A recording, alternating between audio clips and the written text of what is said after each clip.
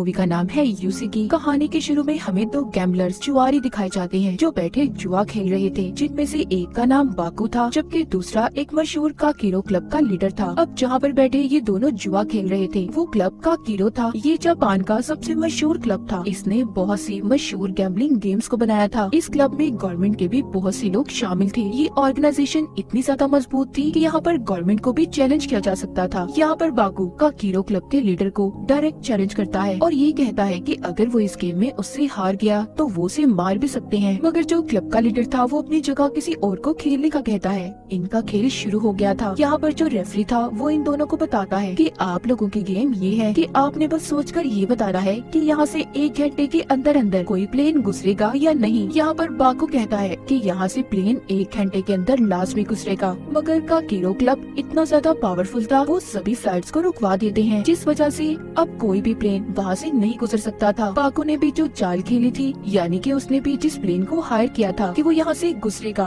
वो भी नहीं गुजर, क्योंकि क्लब के लीडर ने उसके पायलट को भी मरवा दिया था। ये गेम तो बाकू हार जाता है। उसकी हार का ऐलान कर दिया गया था। इसी वजह से बाकू के कहने के मुताबिक कि अगर वो हार गया वो उसे मार सकते हैं। रेफरी अपनी गन निकाल कर उसे मारने लगता है। तभी यहाँ का जो लीडर था वो उसे मना करता है और ये कहता है बाकू ये शहर छोड़कर कहीं और चला जाएगा। और उसकी मेंबरशिप भी काकीरो क्लब से खत्म कर दी गई थी। इसके बाद सीन शिफ्ट होता है और हमें 3 साल बाद का वक्त दिखाया जाता है, जहाँ पर हम बाकू को एक छोटे से टाउन में घूमते हुए देखते हैं। अब ये एक ग्रुप के पास आया था जो बैठे जुआ खेल रहे थे। उनमें एक आदमी जिसको कोई भी हरा नहीं पा रहा था। बाकू यहाँ पर 1 मिलियन की शर्त लगाता है और उस गेम को जीत भी गया था। पर जो आदमी बार बार गेम को जीत रहा था उसने अपने डाइस में मकनातीस लगाए हुए थे, जिस वजह से वो इस गेम को बार बार जीतता था। उस आदमी के राज को भी बाकू सबके सामने ले आता है। वहाँ पर जितने भी लोग थे जो उसके साथ खेल रहे थे अब वो उसे मारने लगते हैं। शाम को बाकू अपने एक दोस्त से मिलता है जो उसे बताता है कि तुम्हारी तरह ही कोई है जो काकीरो क्लब के लीडर को हराना चाहता है, जैसे कि 3 साल पहले बाकू ने कोशिश की थी। वो एक रिसर्चर है, उसका नाम इकी है। उसके लैब में एक बहुत बड़ा धमाका हुआ जिसमें उसके सभी साथी मारे गए। अब इकी काकीरो क्लब के लीडर को हराना चाहता है और वो वहाँ पर जाकर सबसे ऊंची पोजीशन लेना चाहता है। सब बातें सुनकर बाकू भी जापान के शहर टोक्यो वापस जाने का फैसला करता है, क्योंकि वो भी काकीरो क्लब के लीडर से अपनी हार का बदला लेना चाहता था। इसके बाद हमें एक गैम्बलिंग जुए की गेम को दिखाया जाता है जो इकी बैठा मिनिस्टर के साथ खेल रहा था, पर बहुत जल्दी वो मिनिस्टर को हरा देता है। इस बात पर मिनिस्टर को बहुत गुस्सा आया था। वो अपने साथियों से गेम के रेफरी को मारने का कहते हैं, क्योंकि उन्हें ऐसा लग रहा था कि रेफरी ने इकी की मदद की है। अब रेफरी पर जब मिनिस्टर हमला करवाता है तो वो रेफरी भी यहाँ पर लड़ाई करने में काफी माहिर था। वो थोड़ी ही देर में मिनिस्टर के आदमियों को और उसे मार देता है, जिसके बाद अब वही रेफरी इकी के पास जाता है और उसका असिस्टेंट बनने की ऑफर करता है,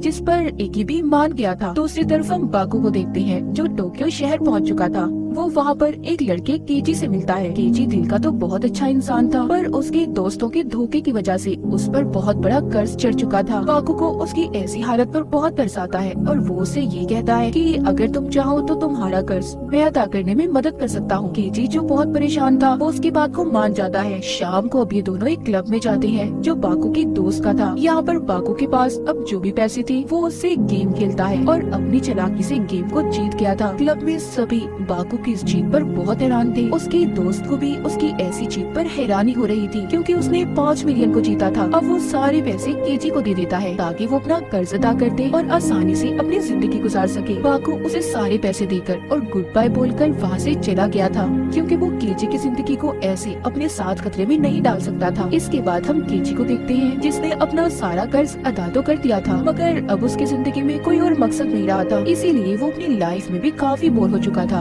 उसके पास पैसे थे, मगर जब वो बाकू के साथ था तो उसने उस वक्त अपनी जिंदगी को ज्यादा एंजॉय किया था। दूसरी तरफ हम बाकू को देखते हैं जो अब इकी तक पहुंच गया था। वो उसे अपने साथ गेम खेलने का चैलेंज करता है, पर अब बाकू काकीरो क्लब का मेंबर नहीं था, इसलिए इकी उसके साथ गेम खेलने से मना कर देता है।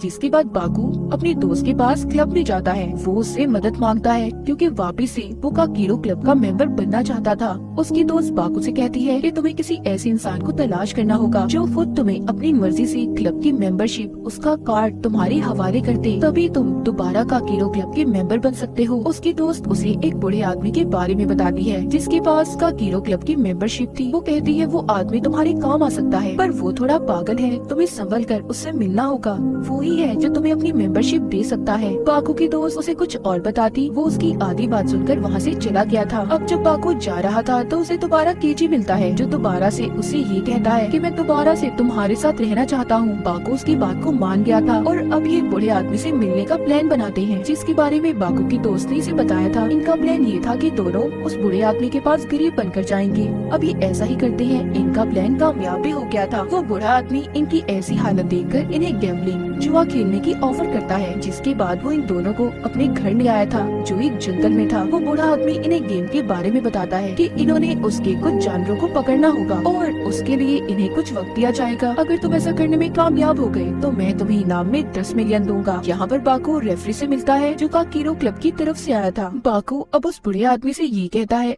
अगर मैं इस गेम को जीत गया तो मुझे पैसे नहीं बल्कि तुम्हारी काकीरो क्लब की मेंबरशिप चाहिए। बूढ़ा आदमी बाकू की बात को भी मान गया था। गेम को शुरू किया जाता इससे पहले बाकू रेफरी को एक पेन गिफ्ट देता है, जो कि आम पेन नहीं था, उसमें एक माइक लगाया हुआ था ताकि वो रेफरी और उस बूढ़े आदमी की बातों को गेम के दौरान सुन सके। अब गेम शुरू हो गई थी। बाकू और केजी बूढ़े आदमी के जानवरों को ढूंढने जंगल में चले गए थे, जहाँ पर जाकर उन्हें पता चलता है जिनको उन्होंने ढूंढना है वो कोई जानवर नहीं बल्कि बूढ़े आदमी के साथी हैं, जिनके पास गन्स भी हैं। उन्हें उनका मुकाबला करना था। यहाँ पर बाकू ने जो रेफरी को पेन दिया था वो उसकी मदद से अपनी एक डिवाइस में बूढ़े आदमी की आवाज को रिकॉर्ड कर लेता है। ये अब उसकी आवाज का इस्तेमाल करके साथियों को अपनी तरफ बुलाता है और एक एक कर मार देता है। जब ये थोड़ा सा आगे जाती है तो बूढ़े आदमी के साथियों ने जो इन्हें फंसाने के लिए रस्सियाँ लगाई हुई थी, ये उन्हीं में उन्हें फंसाकर उनके कपड़े पहनकर बाकी के लोगों को भी ढूंढ लेते हैं। इस तरह टाइम पूरा होने से पहले बाकू और केजी ने गेम को पूरा कर लिया था। इस बात पर बूढ़े आदमी को बहुत गुस्सा आता है, क्योंकि वो बाकू को जीतने नहीं दे सकता था। इसीलिए वो वहाँ पर एक और आदमी को बुलाता है, जो कोई और नहीं बल्कि उसका बेटा था, जो किसी बीमारी की वजह से मॉन्स्टर में बदल चुका था। पर उसकी एक कमजोरी थी, उसको हर 15 मिनट बाद नींद आ जाती थी। जो बाकू और केजी उसे देखते हैं जो उनकी तरफ आ रहा था, ये दोनों डर जाते हैं और वहाँ से भाग गए थे और एक गोदाम में जाकर छुप जाते हैं, जिधर उन्हें बेहोश करने की दवा मिलती है, जिसको देखकर बाकू को अब एक आइडिया आया था। वो उस दवा का इस्तेमाल करके बूढ़े आदमी के बेटे को बेहोश कर देता है। थोड़ी देर बाद ही वो बूढ़े आदमी से मेंबरशिप कार्ड हासिल करने में कामयाब हो गया था, यानी कि उसने वक्त पूरा होने से पहले इस गेम को जीत लिया था। अब जब इनके पास रेफरी आता है तो वो केजी को काकीरो क्लब का मेंबर बनने की मुबारकबाद देता है, मगर केजी सुनकर काफी हैरान हो गया था। यहाँ पर हमें पता चलता है कि काकीरो क्लब के लीडर ने हमेशा के लिए बाकू की मेंबरशिप को कैंसिल किया था और यही वजह थी बाकू अपने साथ केजी को लाया था ताकि वो इसके खेल में उसके काम आ सके। इसलिए बाकू ने अपने बदले की मेंबरशिप केजी को दिलवाई थी। केजी जो कि रेफरी को मेंबरशिप लेने से मना कर रहा था, पर यहाँ पर रेफरी कहता है तुम फिक्र नहीं करो, तुम्हारे साथ कुछ गलत नहीं होगा, तुम्हें बाकू पर यकीन करना है। उधर दूसरी तरफ बाकू अब बूढ़े आदमी के बेटे के पास जाता है। वो उसका मास्क उतार कर देखता है, जो कोई मॉन्स्टर नहीं था बल्कि उसकी ट्रेनिंग ऐसी की गई थी कि वो एक मॉन्स्टर लगे, पर वो अभी भी एक आम इंसान था। बाकू अब उसका मास्क हटाकर उसे अपने साथ शामिल होने की ऑफर करता है। बूढ़े आदमी का बेटा भी उसकी टीम में शामिल हो गया था। आगे हमें इकी के लैब को दिखाया जाता है। यहाँ पर हमें पता चलता है कि उसके साथियों के साथ असल में हुआ क्या था। इकी की जो इन्वेंट इजाद थी वो उस बारे में दूसरे मुल्कों को भी बताना चाहता था बगैर किसी पैसों के, पर वहाँ की गवर्नमेंट ने उसे ऐसा करने की इजाजत नहीं दी। इसलिए वो लैब में इकी के लिए तोहफा भेजते हैं जिसमें बॉम्ब था, जिस वजह से इकी के सभी साथी मारे गए थे और उस एक्सीडेंट में उसकी आंखें चली जाती हैं। इकी अंधा हो गया था, इसीलिए वो काकीरो क्लब का मेंबर बनकर वहाँ की गवर्नमेंट से अपनी इस हालत का बदला लेना चाहता था। वो दिन भी आ गया था जहाँ पर बाकू और इकी की गेम शुरू होनी थी। उन्हें सब लोग लाइव देख रहे थे, जिनमें काकीरो क्लब के मेंबर्स भी थे। उनमें बाकू की दोस्त भी शामिल थी। जैसे ही बाकू और इकी क्लब में आते हैं, उन्हें देखकर सब बहुत एक्साइटेड थे। वहीं पर इकी का असिस्टेंट केजी को डरा देता है और गलती से उसकी गन से गोलियां चलवाकर वहाँ के कैमरे को खराब कर देता है। जो लोग ऑनलाइन इन्हें देख रहे थे वो इन पर पैसों की बेट लगाते हैं और साथ ही साथ हारने वाले की सजा को भी डिसाइड करते हैं, जिसमें सजा ये थी कि हारने वाले को उसके पार्टनर के साथ फांसी पर लटका दिया जाएगा।